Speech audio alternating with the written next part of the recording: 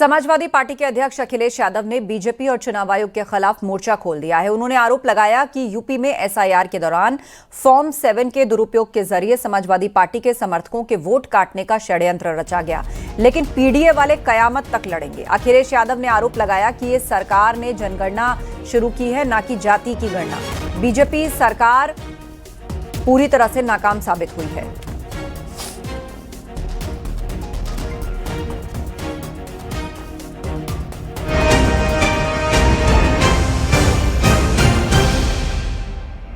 अखिलेश यादव ने एक बार फिर बीजेपी पर विधानसभा चुनावों से पहले वोटर लिस्ट में बड़े पैमाने पर धांधली करने का आरोप लगाया।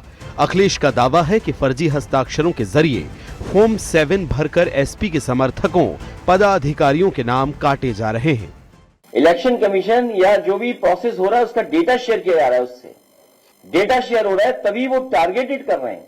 उन्हें पता है कि इस बूथ पे कटवाना है, लेकिन प्रोफेशनल लोग हैं, वो जमीन पे नहीं जानते। इसीलिए मान लीजिए बिधुना विधानसभा में हमारे नगर अध्यक्ष के दस्तखत से हमारे वोटर का वोट काट दिया, तो स्वाभाविक पकड़े जाओगे आप। सीएम योगी ने अखिलेश के आरोपों पर करारा पलटवार किया।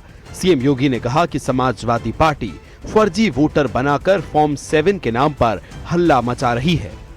समाजवादी पार्टी इसको जबरदस्ती अपना वोट बैंक बना करके इनके नाम पे फर्जी पोलिंग करती थी और इसीलिए चिल्ला रही है कि फॉर्म 7 के नाम पर फर्जी काम हो रहा है।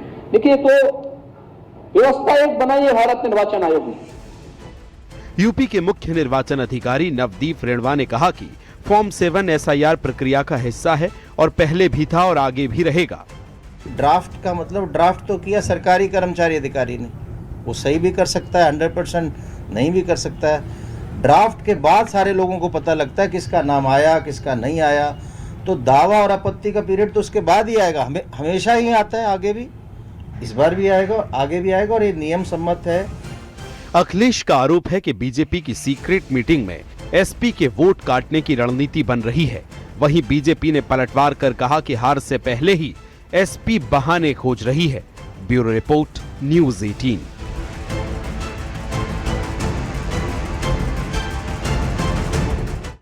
समाजवादी पार्टी ने एक बार फिर एसआईआर पर सवाल उठाए। समाजवादी पार्टी के नेता शिवपाल यादव ने कहा कि फॉर्म 7 को बीजेपी के लोग ही बांट रहे हैं। जहां बीएलओ अच्छा काम कर रहे हैं, वहां बीएलओ को हटाया जा रहा है। उन्होंने बीजेपी के लोगों पर बीएलओ को धमकाने का आरोप लगाया और कहा कि थाने में एफआईआर तक नहीं लिखी जा रही।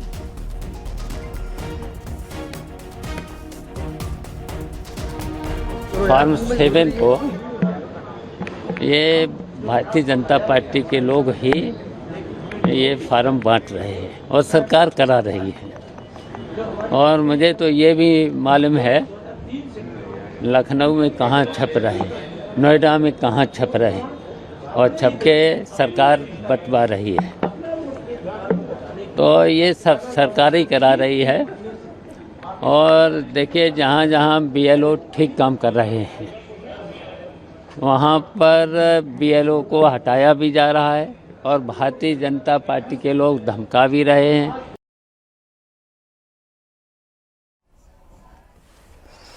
बीजेपी के राज्यसभा सांसद ने दिनेश शर्मा ने समाजवादी पार्टी पर निशाना साधा और कहा कि सपा और बीएसपी का पुराना रिश्ता भयानक था। पहले जब एसपी और बीएसपी साथ आए थे तो उनके समर्थकों ने बीजेपी को वोट किया। पहले भी उनका प्रयोग विफल रहा था।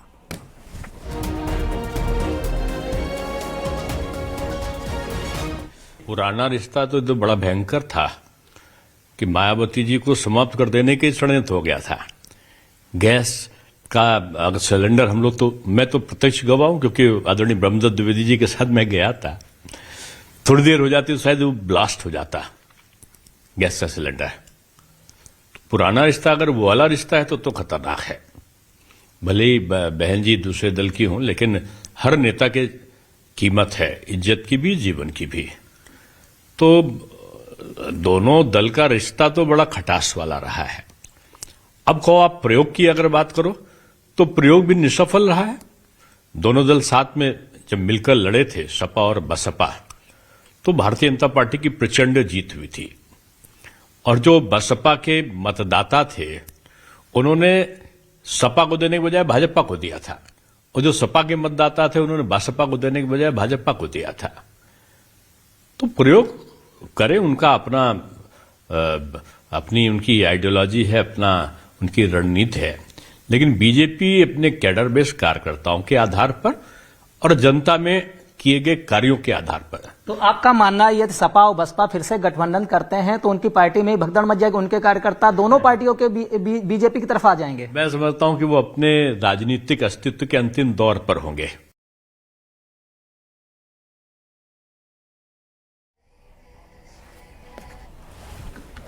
गाजियाबाद में एक मजार तोड़ने को लेकर पुलिस ने केस दर्ज किया। मजार तोड़ने का वीडियो वायरल होने के बाद पुलिस ने इस मामले की जांच की और इसे लेकर एफआईआर दर्ज की।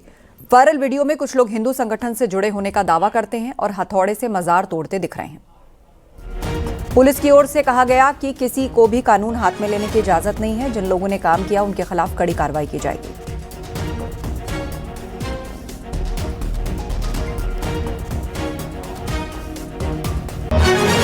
गाजियाबाद के थाना सिहानी गेट के नवी मार्केट इलाके में उस समय हड़कंप मच गया था जब कुछ अपने आप को हिंदू दल के लोग बताते हुए यहीं पे एक मजार हुआ करती थी, उस मजार को पूरी तरीके से यहाँ ध्वस्त कर दिया गया। आप देख सकते हैं यहाँ मलबा तक भी नहीं है। आपको बता दें ये घटना जो बताई जा रही है तकरीबन 1 महीने पहले की बताई जा रही है, लेकिन बीते 2 दिनों से सोशल मीडिया पर ये वीडियो बेहद ज़्यादा वायरल हो रही थी और ये कहा जा रहा था कि हिंदू क्षेत्र में इस तरह की घटना नहीं सही जाएगी।